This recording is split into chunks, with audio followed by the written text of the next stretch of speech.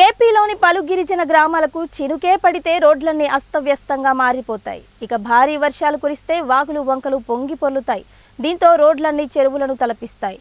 ఈ నేపథ్యంలో వాహనదారులు తీవ్ర ఇబ్బందులు ఎదుర్కొంటారు. మామూలు సమయాల్లోనే ఈ గ్రామాలకు సరైన రోడ్లు కూడా లేకపోవడంతో గిరిజనుల అవస్థలు అంతా ఇంతా కావు. ఇటీవల అల్లూరి సీతారామరాజు జిల్లా అడ్డతీగల మండలం సుందరికొండలో ప్రమాదకరంగా ప్రవహిస్తున్న వాగులో నుండి ఓ బాలింతను కుటుంబ సభ్యులు భుజంపై మోసుకెళ్లిన ఘటన చోటు చేసుకుంది. ఈ ఘటన అందరినీ తీవ్ర స్థాయిలో కలిచివేసింది. బాలింతను కుటుంబ సభ్యులు పెద్దేరు వాగు దాటించారు. దీనిపై గిరిజన సంక్షేమ శాఖ మంత్రి స్థానిక ఎమ్మెల్యే గుమ్మడి సంధ్యారాణి స్పందించారు.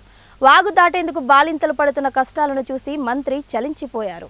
ఈ ఘటనపై మంత్రి సంధ్యారాణి అధికారులతో మాట్లాడి గిరిజనులు వాగు దాటేందుకు రోప్ వే బ్రిడ్జిని మంజూరు చేయించారు. 70 లక్షలతో అధికారులు ఎస్టిమేషన్ వేశారు. వర్షాలు తగ్గాక త్వరలో రోప్ వే బ్రిడ్జి పనులను ప్రారంభిస్తానని మంత్రి తెలిపారు. ఈ విషయం తెలుసుకున్న గిరిజనులు హర్షం వ్యక్తం చేశారు.